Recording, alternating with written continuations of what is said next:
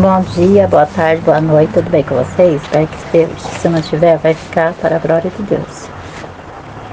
Efésia, a cidade para onde Paulo endereçou esta carta, era uma cidade portuária de grande importância para o comércio internacional. Navios de todas as partes do mundo atracavam em Éfeso, descarregando as mais diversas espécies de mercadoria, entre elas a madeira, a fim de descrever mais uma figura símbolo da operação do Espírito Santo. O apóstolo usa um cenário bem conhecido pelo cristão daquela região. Quando um grande carregamento de madeira era descarregado, nos quais os proprietários separavam seu lote, imprimindo na madeira o selo do seu anel e a sua identidade. A partir de então, ninguém mais poderia tomar aquele lote de madeira para si. Mais tarde, o servo do proprietário tomava suas carroças, ia até o armazém e transportava a carga já selecionada. Para identificar quais daquelas lotes pertenciam ao seu senhor, o reconhecimento se dava pela marca do anel impressa numa folha de papel, aferindo o selo. Iniciava o transporte da mercadoria. Selo passa a ideia de posse, propriedade de alguém. A pessoa do Espírito Santo nos faz entender que há uma ligação com o nosso dono, Deus. É um sinal claro que algo lhe pertence. Você e eu fomos escolhidos, temos a marca do dono. Ninguém além dele está autorizado a nos tocar. Como lotes de madeira no porto, estamos à sua espera. Brevemente ele mandará nos buscar. O Espírito Santo na vida do crente é o maior sinal de garantia de que Jesus virá buscá-lo. Somos propriedade de Deus. Nos dias do Antigo Testamento, o Espírito Santo vinha sobre determinada pessoa, a fim de que pudesse desempenhar algumas dessas funções. Reinar, profetizar, exercer o ofício sacerdotal. Também habitava temporariamente em algum para realizar alguma obra específica, como foi no caso de Sansão. Ao concluir esta lição, devemos dizer que a pessoa do Espírito Santo passou a habitar em nós, depois do seu derramamento no dia do Pentecostes, tornando-se amigo pessoal e permanente, desde que não o entristecemos. Ele é uma pessoa e possui uma personalidade. Atualmente existe diversas doutrinas desvalorizando a pessoa do Espírito Santo. Renegando a terceira pessoa da Trindade divina em uma coisa, ou apenas uma força. Porém, a Bíblia Sagrada, fonte de todo conhecimento referente a verdades espirituais, nos revela que o Espírito Santo é uma pessoa real e que sua ação pode ser sentida em nossas vidas. É necessário reconhecermos que sem a ação dele nunca chegaremos ao conhecimento pleno da vontade de Deus. Ele é tudo que a igreja precisa. Jesus falou do Espírito Santo como uma pessoa real. Ele o chamou de um outro consolador e advertiu sobre o perigo de blasfemar contra ele. Apesar de muita gente dizer que o Espírito Santo é uma energia, uma força impessoal ou um mero poder. Porém, quando lemos a Bíblia, presenciamos o testemunho da vida daqueles que foram cheios da sua plenitude. Reconhecemos que apenas uma pessoa real pode fazer tudo aquilo. Conhecer, sentir e decidir são atributos pessoais. O Espírito Santo tem. O Espírito Santo, através do símbolo atribuído, ele como água, vento, fogo, óleo, pomba, vinho e selo, mostra sua ação real desde que passou a habitar em nós, depois do seu derramamento no dia do Pentecostes. Tornou-se nosso amigo pessoal. Glória a Deus, aleluias. Deus poderoso, grande Deus. Dessa forma, meu Deus. Deus poderoso.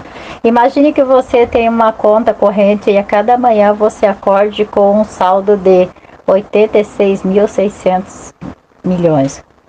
Só que não é permitido transferir saldo para o dia seguinte. Todas as noites o saldo é zerado, mesmo que você tenha conseguido gastá-lo durante o dia. O que você faz? Você irá gastar cada centavo, é claro. Todos nós somos clientes desse banco que estamos falando. Ele se chama tempo. Toda manhã acreditamos para cada um de nós 84.600 segundos. Toda a noite o saldo é debilitado como perda. Não é permitido acumular esse saldo para o dia seguinte. Todas as manhãs a sua conta é reiniciada e todas as noites as sobras do dia se evaporam. Não há volta. Você precisa gastar vivendo no presente do seu depósito diário. Invista então no que for melhor na saúde, felicidade e sucesso. O relógio está correndo. Faça o melhor para o seu dia a dia. Para você perceber o valor de um ano, pergunte ao estudante que repetiu o ano. Para você receber o valor de um mês, pergunte para uma mãe que teve o seu bebê prematuro. Para você perceber o valor de uma semana, pergunte ao editor de um jornal semanal. Para você receber o valor de um minuto, pergunte a uma pessoa que perdeu o trem. Para você perceber o valor de um segundo, pergunte a uma pessoa que conseguiu evitar um acidente.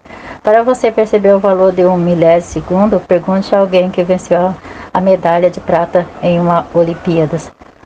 Ontem é história, amanhã pertence a Deus, e hoje é uma dádiva, por isso é chamado presente. Glória a Deus, o tempo é uma coisa maravilhosa. O Espírito Santo, ele é uma pessoa, ele está aí derramado em nossos corações, para que nós possamos viver cada dia com ele, mas você pode entristecer o Espírito Santo, porque o Espírito Santo, ele se entristece quando você fica falando palavrão, quando você fica mentindo, quando você fica falando mal dos outros, quando você fica caluniando os outros, pensando mal dos outros, isso tudo aí entristece o Espírito Santo. E o Espírito Santo, ele vai se afastando. Ele não está mais dentro de você, ele não está mais dentro do seu corpo, que é o templo dele. Ele já está do teu lado, esperando que você venha pedir perdão e venha se arrepender do que você está fazendo, para que ele volte novamente para você e entre novamente dentro do seu corpo, que é o templo dele. E ele fica só esperando, te dando tempo para que você venha mudar a sua atitude, mudar o seu jeito. E para isso você tem que estar lendo a Bíblia, estar jejuando, estar buscando o Senhor, para que isso venha acontecer. Porque sem arrependimento, você não consegue viver o que Deus tem para você. E Deus tem coisa boa para te oferecer. Deus tem um plano lindo na sua vida. Assim como Ele teve um plano na vida de Jesus, que foi para libertar nós da escravidão do inimigo, para nos dar a vida eterna. Assim Ele tem um plano em nossas vidas. Um plano maravilhoso, que só você vai saber se você deixar Ele realizar. Parar de ficar dando crédito pro inimigo, parar de ficar fazendo o que o inimigo te manda, porque o inimigo, ele não tem nada para te oferecer. Ele vai brincando com você igual brinca com o rato. Depois, assim como o gato faz com o rato, o inimigo faz com você. E quando ele pegar e ficar brincando, chega a um ponto que ele vai destruir sua vida. Igual o gato destrói o rato. Ele vai fazer com você. E essa é a vontade do diabo na vida das nossas vidas. Na nossa vida. Essa é a vontade dele, de nos destruir nossa família, destruir nossa casa. Tem muita gente que está aí na sarjeta porque foram destruídas pelo inimigo, porque não conheceram Deus.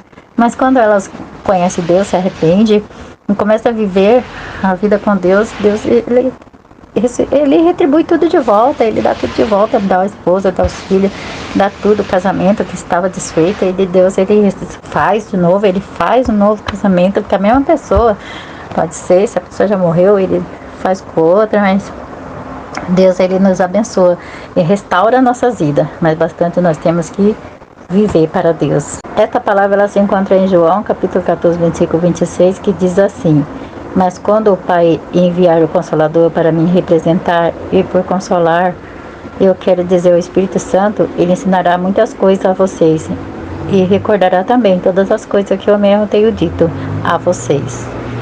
Glória a Deus, aleluia. Pai, em nome de Jesus, abençoa essas pessoas, Senhor, Deus, ajuda elas, meu Pai.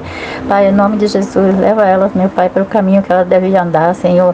Pai, eu coloco elas todas nas tuas mãos, Pai, que o Senhor venha fazer, Senhor Deus, um trabalho na vida delas, meu Pai, mudando o pensamento, mudando a história delas, escrevendo uma nova história, Pai.